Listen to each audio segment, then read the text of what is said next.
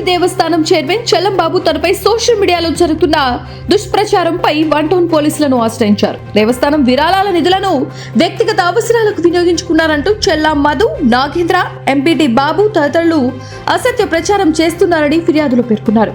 దేవస్థానం ఆర్థిక వ్యవహారాలు పూర్తిగా పారదర్శకంగా జరుగుతున్నాయని, తనపై వచ్చిన ఆరోపణలకు ఎలాంటి ఆధారాలు లేవని చెల్లంబాబు స్పష్టం చేశారు.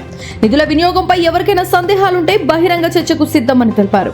తప్పుడు ప్రచారాలతో తనతో పాటు దేవస్థానం ప్రతిష్టను దెబ్బతీసే ప్రయత్నం జరుగుతోందని ఆవేదన వ్యక్తం చేస్తూ బాధ్యులపై కఠిన చర్యలు తీసుకోవాలని పోలీసులను కోరారు.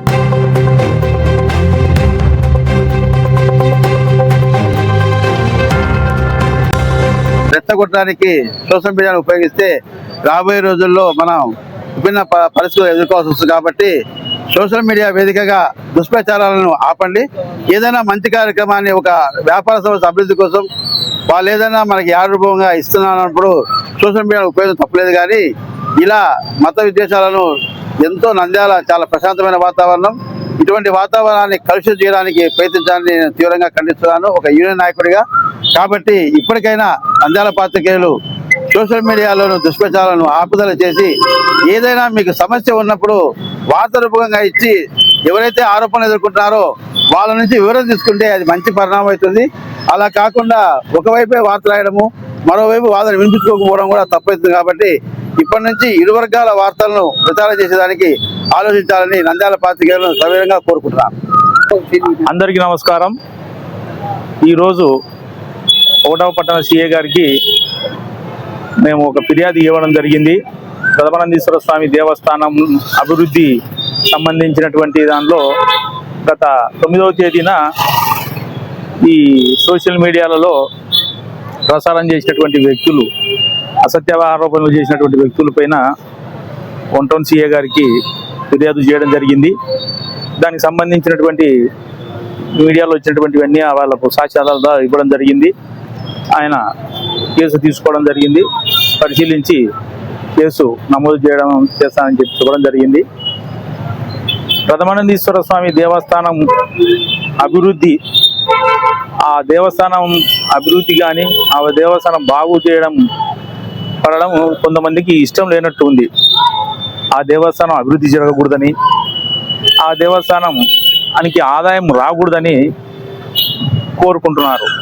సహజంగా ఎక్కడైనా మనిషి యొక్క మంచి చెడులు బాగోగులు భగవంతుడు నిర్ణయిస్తారు అంటారు.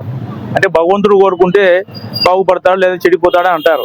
కానీ ఇక్కడ విచిత్రం ఏంటంటే ప్రథమానందేశ్వర స్వామి దేవస్థానాన్ని ఆదాయం కానీ అభివృద్ధి కానీ మానవుడు నాశనాన్ని కోరుకుంటున్నాడు. సరే, అది వీళ్ళ వ్యక్తిగతం. మనము భిన్న మతాలు, భిన్న సంస్కృతులు, భిన్నమైనటువంటి వ్యక్తులు అందరం కలిసి ఒక సమాజంలో నిర్వసిస్తున్నాం. ఈ సమాజంలో నివసించేటప్పుడు ప్రతి మతాన్ని, ఆ మత విశ్వాసాలను మనం గౌరవించాలి. అది మన బాధ్యత. ఎందుకంటే అందరి మతాలను, అందరి మత విశ్వాసాలను గౌరవిస్తూ నువ్వు ఏదైతే మతాన్ని విశ్వసిస్తావో ఆ మతానికి ఏదైనా ఇబ్బంది జరిగినప్పుడు నువ్వు చట్టపరంగా, న్యాయపరంగా పోరాటం చేయడంలో తప్పులేదు. మత విద్వేషాలను, మత సామరస్యానికి ఇబ్బంది కలిగించడం అనేది తప్పు. ఆ పద్ధతి వీళ్ళు అవలంబిస్తున్నారు. చెల్లా మధు మరియు రాజ్ న్యూస్ టీవీ ప్రతినిధి విజయ్ కుమార్, అలాగే నాగేంద్ర ఫేస్బుక్లలో అప్లోడ్ చేశాడు. ఆయన ఈ వచ్చినటువంటి వార్తను ఒక హిందూ మతానికి చెందిన వ్యక్తి, అలాగే సోఫీ సాహెబ్ ఒక ముస్లిం మైనార్టీకి సంబంధించిన వ్యక్తి దీన్ని ఫేస్బుక్లో అప్లోడ్ చేయడం జరిగింది. గతంలో నంద్యాల వైద్యుల సంఘం నంద్యాలలో కాకుండా రాష్ట్ర వ్యాప్తంగా ధర్నా ర్యాలీలు చేసి వైద్య సేవలు బంద్ చేయాలి అని ఒక నిర్ణయానికి వచ్చింది. ఎందుకంటే అప్పట్లో 10 మంది 11 మందో దాంట్లో ప్రింట్ మీడియా వాళ్ళు, ఎలక్ట్రానిక్ మీడియా, సోషల్ మీడియా సంబంధించిన రిపోర్టర్లు 11 మంది 12 మంది ఉన్నారు. 11, 12 మందికి కొంతమంది డాక్టర్లకు మధ్య జరిగినటువంటి వివాదం, దాంట్లో డాక్టర్ది తప్పు ఉందో మరి లేదో నాకైతే తెలియదు. ఆల్ ఆఫ్ సడన్గా వైద్యులంతా మేము నంద్యాలలో పాత్రికేయులు యొక్క దాడులను మేము తట్టుకోలేకున్నాము. మేము ఖచ్చితంగా ధర్నా చేస్తున్నాం. ఈ విషయాన్ని రాష్ట్ర వ్యాప్తంగా తీసుకుపోయి రాష్ట్ర వ్యాప్తంగా వైద్య సేవలు బంద్ చేస్తామని చెప్పి తీర్మానం చేసేదానికి ఒక మీటింగ్ పెట్టిన నంద్యాల ఉన్నటువంటి వైద్యులంతా. అప్పుడు యూనియన్ పెద్దలమైన మేము, మధు, శ్యామ్ అందరం కలిసి ఆ వైద్యులతో మాట్లాడి, ఎందుకంటే అప్పుడు కూడా ఇప్పుడు ఎవరైతే వ్యక్తులు ఉన్నారో వాళ్లకు నాకు వ్యక్తిగతంగా ఈ రోజుకి కూడా ఎలాంటి విభేదాలు లేవు. అప్పుడు లేవు, ఇప్పుడు లేవు. మరి ఎందుకు వాళ్ళు సొంతంగా పెంచుకున్నారో నాకు తెలియదు. ఎవరు ఏమైనా వాళ్ళంతా మన మిత్రులే. నంద్యాల పాత్రికేయులు అంటే అందరికీ వస్తుంది. ఇది ఒక నా చలంబాబుకో మధుకో సంబంధించినటువంటి వ్యవహారం కాదు అని వైద్యులతో మాట్లాడి, పాత్రికేయుల మిత్రులతో మాట్లాడి, వాళ్ళ తరఫున ఏదైనా ఉంటే భవిష్యత్తులో మీకు ఎలాంటి ఇబ్బందులు జరగవని చెప్పి వైద్యులను కన్విన్స్ చేసి రాష్ట్ర వ్యాప్తంగా ధర్నా జరిగేదాన్ని ఆఫ్ చేసినాం. ఆ రోజు వైద్యులు ఆ 11-12 మంది క్రిమినల్ పోలీసు చర్యలు తీసుకోవాలని, కేసు పెట్టాలని చాలా ఆలోచన చేసినారు.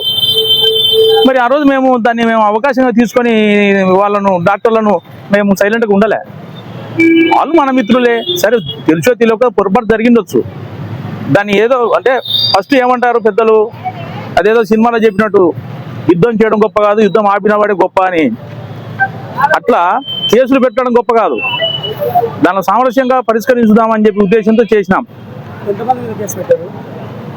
చెల్లా మధు, విజయ్ కుమార్, సోఫీ సాహెబ్, నాగేంద్ర, 4 పైన కేసు నేను ఫిర్యాదు ఇవ్వడం జరిగింది. అయితే ఇటీవల ఒక వైద్యుని పైన కొంతమంది సోషల్ మీడియా నేనే నమ్ముకొని ఉన్నటువంటి రిపోర్టర్లు ఆ వైద్యుని పైన కూడా ఏదో సోషల్ మీడియాలో పోస్ట్ చేశానని చెప్పినారు. గత 2 రోజుల కిందట వైద్యులు కొంతమంది నాతో పర్సనల్గా మాట్లాడినారు, ఫోన్ చేసినారు. అయ్యా, మేమెంతో మా వైద్యం మేము చేసుకుంటూ, మా వ్యాపారం మేము చేసుకుంటూ, మా యొక్క సేవలు మేము చేసుకుంటా ఉంటే సోషల్ మీడియా రిపోర్టర్లు కొంతమంది ఈ విధంగా మమ్మల్ని అప్రదిష్ట పాలు చేస్తున్నారు. భవిష్యత్తులో వాళ్ళు కానీ వాళ్ళ కుటుంబ సభ్యులకు ఏదైనా వైద్య సహాయం అవసరం వచ్చి మా హాస్పిటల్కి వస్తే మేము ఏదైనా వాళ్ళకు వైద్య సహాయం చేయడంలో పొరపాటు జరిగి వాళ్ళకి ఏదైనా వికటిస్తే మమ్మల్ని రోడ్డు గీర్చమే కాక మా సగం ఆస్తులు అడిగే ప్రమాదం ఉంది. వాళ్ళు వైద్యం కోసం మా దగ్గరకు వస్తే కర్నూలుకు, హైదరాబాద్కు పొమ్మని చెప్తాము. ఎందుకంటే నంద్యాలలో ఆ విధమైనటువంటి పరిస్థితి కల్పిస్తున్నారు. దయచేసి మీరు పెద్దలు కలగజేసుకోవాలని చెప్పడం జరిగింది. నేను సోషల్ మీడియా రిపోర్టర్లకు ఒక్కడే చెప్తున్నాను, మనం ప్రజాక్షేత్రంలో ఉన్నాం. ఇది ప్రజలకు సంబంధించినటువంటి అంశాలను, ముఖ్యంగా మతపరమైనటువంటి అంశాలలో ఏదైనా వార్తలు రాయాలనుకున్నప్పుడు 1-2 సార్లు పరిశీలించి ఈ వార్తల వల్ల ఏం నష్టం జరుగుతుంది సమాజానికి అని ఆలోచన చేయండి. ఆలోచన చేయకుండా బాధ్యతారహితంతో చేయొద్దండి. ఈ రోజు నుంచి నాపై వ్యక్తిగతంగా నావి పాస్పోర్ట్ సైజ్ ఫోటోలు వేసుకుంటారో, ఫుల్ సైజ్ ఫోటోలు వేసుకొని ప్రసారం చేస్తారో చేయండి. ఒకవేళ దానివల్ల ఏదైనా నష్టం జరిగితే అది నాకు, నా కుటుంబానికే నష్టం తప్ప నంద్యాల ప్రజలకు కానీ, నంద్యాల సమాజానికి కానీ నష్టం లే.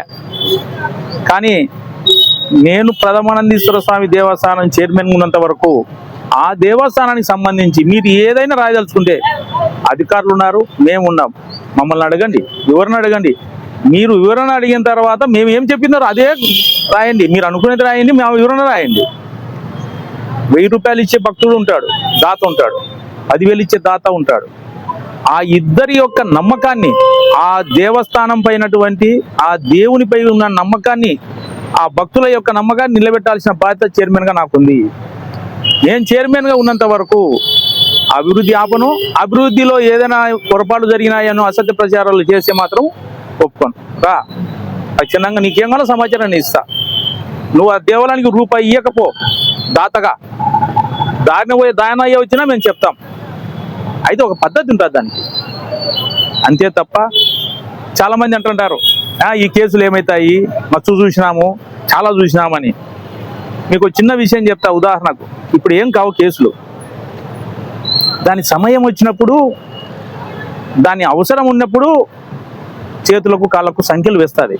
చిన్న ఉదాహరణ, తెలంగాణ కాంగ్రెస్ పార్టీ వ్యవహారాల ఇన్ఛార్జిగా ఉన్నటువంటి మీనాక్షి నటరాజన్ గారు ఇటీవల మధ్యప్రదేశ్ రాష్ట్రం నుంచి రాజ్యసభకు ఎన్నిక కావాలని నామినేషన్ వేసినారు. ఆవిడ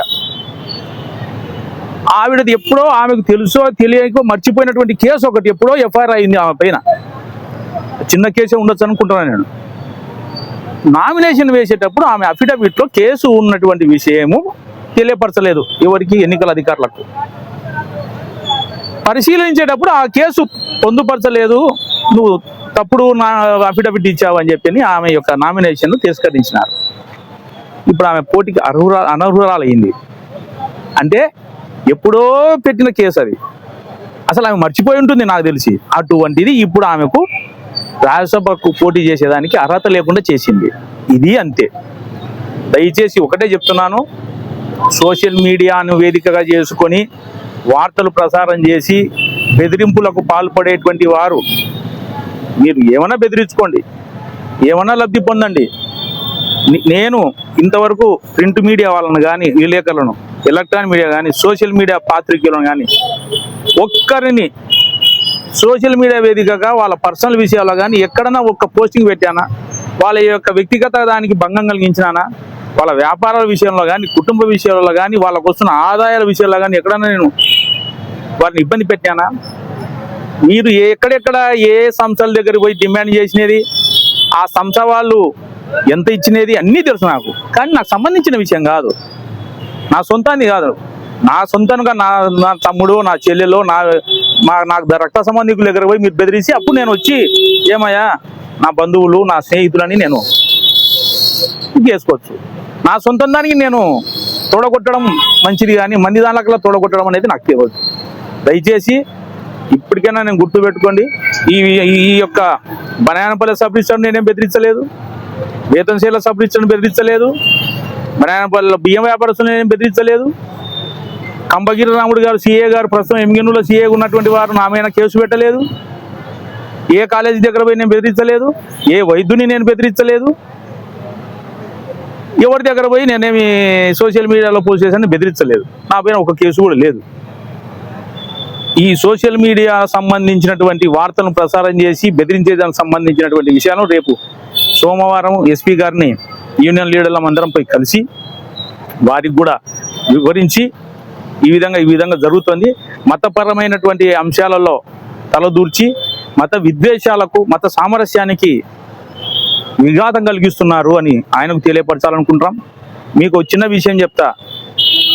బాబ్రీ మసీద్ సంఘటన జరిగినప్పుడు నంద్యాలలో ఎంతో ఉధృతంగా ఉన్న కాలంలో ఇప్పటి మంత్రి ఫరూక్ గారు ఇదే గాంధీ చౌక్ సెంటర్లో నిలబడి వందల కాదు వేల మంది ముస్లింలు, ఇటుపక్క హిందువులంతా వస్తే అక్కడెక్కడో మసీదు పైన ఎవరో దాడి చేస్తే నంద్యాలలో మీకు వచ్చిన ఇబ్బంది ఏముంది?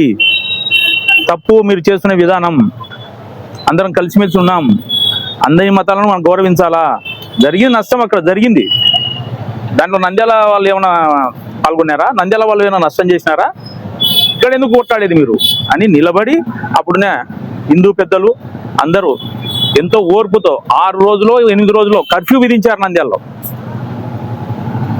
అంత మత సామరస్యానికి ఇక్కడ ఉన్న ప్రతి నాయకుడు, అన్ని రాజకీయ పార్టీ నాయకులు కృషి చేస్తున్నారు.